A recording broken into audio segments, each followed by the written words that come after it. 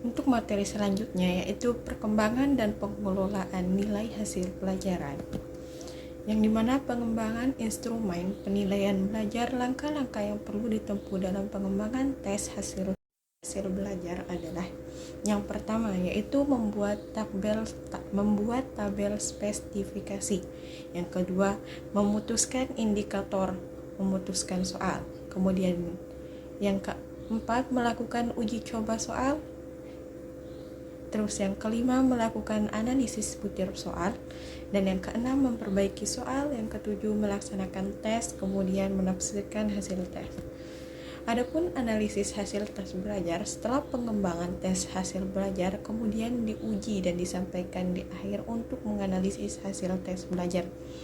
Selain teknik analisis, ada beberapa teknik analisis lain yang dapat digunakan untuk menilai tes yang dibuat sendiri, yaitu menganalisis hasil tes dengan pendekatan statistik, baik analisis terhadap tes secara keseluruhan maupun analisis terhadap butir soal atau analisis item tes. Di antara cara-cara tersebut yaitu yang pertama, analisis tingkat kesukaran, kedua, analisis daya pembeda soal, yang ketiga yaitu analisis pola jawaban soal, yang keempat analisis validasi tes, dan yang kelima yaitu atau yang terakhir adalah analisis reliabilitas tes. Adapun cara hasil nilai belajar, yang pertama yaitu pemberian skor dan nilai terhadap alat tes.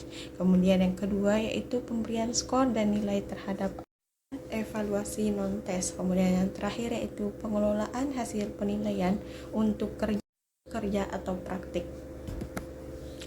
Kemudian pelaksanaan program tindak lanjut, yang dimana yang pertama yaitu program remedial, yang dimana bagi peserta didik yang belum mencapai kriteria KKM atau ketuntasan minimum, yaitu maka diberi tindak lanjut untuk program remedial. Yang dimana program remedial itu adalah program tindak lanjut dari kegiatan evaluasi pembelajaran terhadap peserta didik yang menunjukkan kegagalan yang belum mencapai KKM. Bentuk pemberian tindakan pembelajaran perbaikan karena diasumsikan mengalami kesulitan dalam pembelajaran. Kemudian yang kedua yaitu pelaksanaan program remedial, yang dalam pelaksanaan program pembelajaran remedial ada beberapa hal yang harus diperhatikan. Seperti yang pertama, prinsip-prinsip program remedial. Ada prinsip-prinsip yang perlu diperhatikan itu adalah satu yaitu adaptif, dua interaktif, yang ketiga menggunakan berbagai metode pembelajaran dan penilaian, yang keempat menggunakannya sebagai metode pembelajaran dan metode penilaian yang sesuai dengan karakteristik peserta didik. Kemudian yang kelima, memberikan umpan balik segera mungkin. Kemudian yang keenam, umpan balik berupa informasi yang diberikan kepada peserta didik mengenai kemajuan belajar perlu diberikan segera mungkin agar dapat menghindari kesalahan belajar yang berlarut-larut dan berinteraksi sedemikian mungkin kesulitan belajar. Kemudian yang terakhir yaitu berkesinambungan. Terus adapun langkah-langkah dalam mengambil program remedial ini adalah satu, menganalisis kebutuhan. Kemudian yang kedua, menyusun perencanaan berdasar permasalahan pembelajaran. Kemudian yang ketiga yaitu melaksanakan program remedial. Terus yang keempat, melaksanakan penilaian untuk mengetahui keberhasilan peserta didik. Kemudian yang terakhir, menetapkan nilai yang diperoleh peserta didik setelah program remedial terlaksana sebagai nilai akhir capaian muatan pelajaran.